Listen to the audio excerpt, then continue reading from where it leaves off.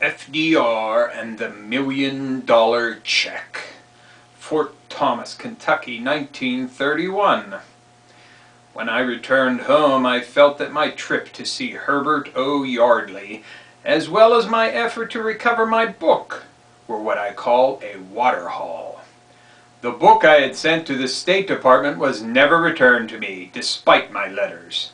I even wrote William, 1891 to 1996, and Elizabeth Smith Friedman, 1892 to 1980, who had been employed by Colonel George Fabian to decipher the Francis Bacon Code, and had thereby developed their talents in cryptography until both became recognized experts.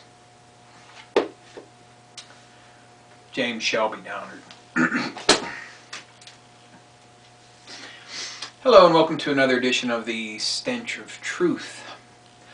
I have some comments, not on any specific topic, but upon a general sense of things.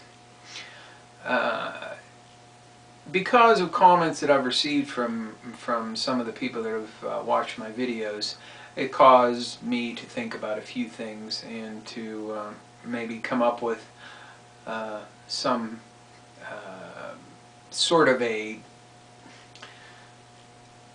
reasoning behind how and why certain things are the way they are.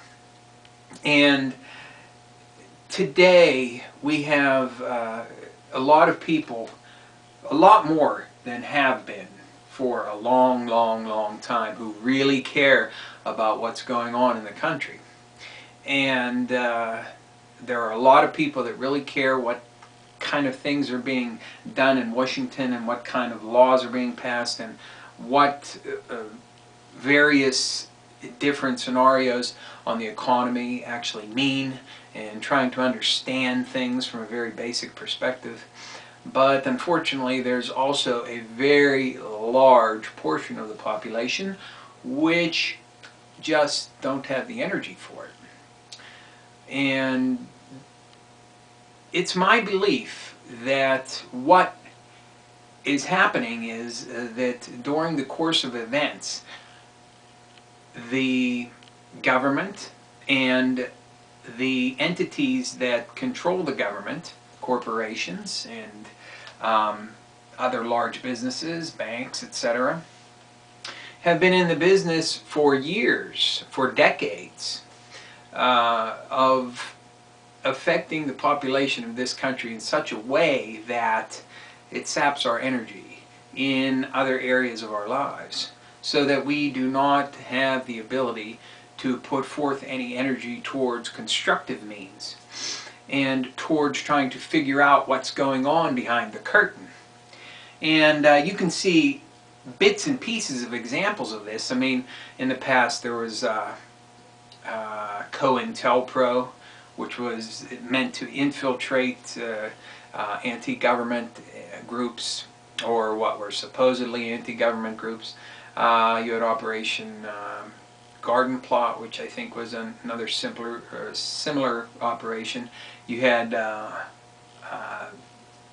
the Monarch operation, which was designed to plant friendly people in news agencies throughout the country, so that the stories could be monitored and actually shaped to favor the government and the CIA. And you also had the drug revolution in the 60s, which was specifically designed, in my view, to drain away the energy of that particular generation of people, so that they could not focus their energy on demanding answers from the government and producing the kind of change that they wanted.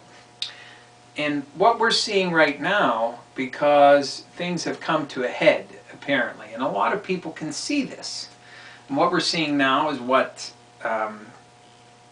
in James Shelby Downard, what Michael A. Hoffman would call the revelation of the method. And I have talked about this a couple of times. And what that is that's where the people who are running the show behind the scenes they come to certain cusp points, certain intersections of time and circumstance where they have to play a game with the American people, and that is the revelation of the method, where they allow things to come out which are potentially revolutionary.